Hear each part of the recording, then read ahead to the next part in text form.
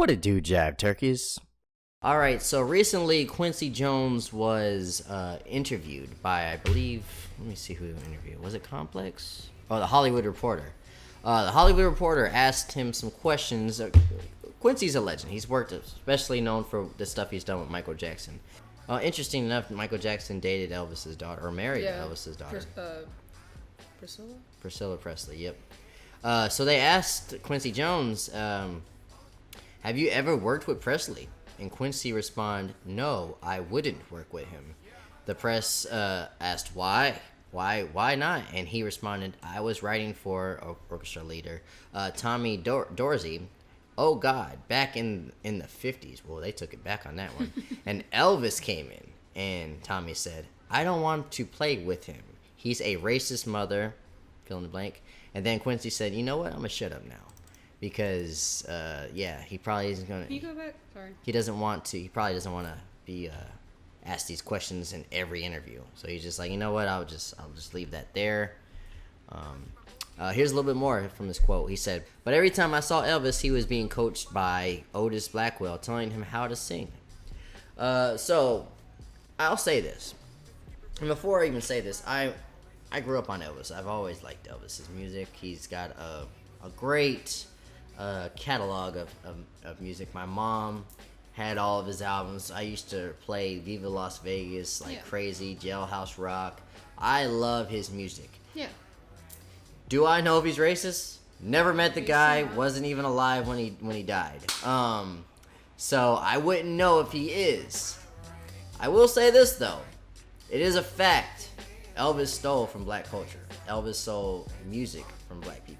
I wouldn't be surprised if he was racist though, just because of the time period and him living in the South. Yep, that's exactly what I was gonna say. I was like, he's a white guy, a famous white guy. Yes. Living in what? He's from Tennessee, right? Yeah. It's a white man 50s. in the 50s living in the South. So, if he was racist, let's not pretend like this is like mind-blowing news. Like, you know, he's just a white man in the 50s living in the South. So, but again, this is just Quincy Jones saying something. He's a primary source. You know, he must have ran into him. We don't know. We're living in 2021. But like I said, this is a fact though. Elvis stole from black music. Here's a example right here. This is Big Mama Thornton, the original singer of "You Ain't Nothing But a Hound Dog." Let's hear this real quick. You ain't nothing but a hound dog. Big Snoop Dogg. You ain't nothing but a hound dog. Big Snoop Dogg. You can wag your tail, but I ain't gonna feed you no more. Okay, so obviously some of the words were changed, but that is definitely beat for beat. You know, that rhythm. The only thing is he sped it up. And he sped it up. We know Elvis's version. I can play it real quick. You ain't nothing but a hound dog. Sped up, but it's still it's slightly sped up. And there's more music. Yes, but it's still, you know, that rhythm. Yep. Still the wording, a little bit changed, but yeah. It's never been questioned that he stole from black culture. A lot of people say that some of his dance moves were stolen too by black culture. I say that's a lie though. I saw Forrest Gump. I know where those moves came from. Came from Forrest Gump when he had those had them things on. He stole from Forrest Gump. He stole from black culture, and now Quincy Jones is calling this man a racist. I'm not saying cancel the dead man Elvis Presley. Like I said, I'm still a fan of his music. Not particular because of him, it's just because of good memories like with my mother. You know, so I can enjoy his music with an unbiased look at it. Yeah. Now, if anyone asks me if I particularly like him, I'm going to be like, not really, because he's probably one of the first culture vultures in pop culture. Culture vulture's been things since the beginning of time.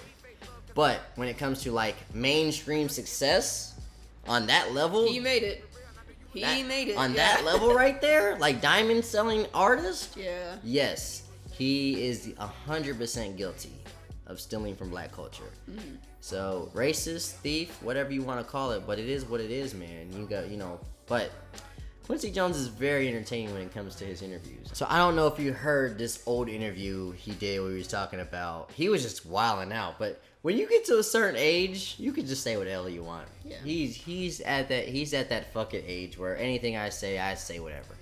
He said that Marlon Brando fucked Richard Pryor. Now it is a fact in Richard Pryor's book that he has had multiple homosexual relationships. Okay. And he was, in drugs and stuff like that. The thing that a lot of people were just like, what? Richard Pryor is a legend. They just don't want to see him getting fucked. They want to see Richard Pryor being the one fucking. So that's why people are a little bit. But he went on this tirade like, oh, Richard Pryor fucked Marlon Brando. He said that the mafia killed JFK. He was just going in. He's like, yeah, this guy, he's got no filter. Like, that's why I love Quincy Jones. One of the best albums ever, Thriller, thanks to Quincy Jones. Also, the reason we have one of the best series of all time, The Fresh Prince of Bel-Air, thanks to Quincy Jones for producing that. So I will always give love and respect to Quincy Jones. He's a whole legend in this thing. But yeah, what are your thoughts? Do you think Elvis is racist? Is there any more proof that I missed? Again, I'm not going to make the accusation he was racist. I've never heard him actually say anything racial like that. But I will give you 100% proof that he stole from black culture, and I can't respect that. Yeah. So yeah, let us know in the comments what your thought on that. Help keep your brother out the streets. Subscribe to my dad's YouTube channel. Love, peace, and chicken.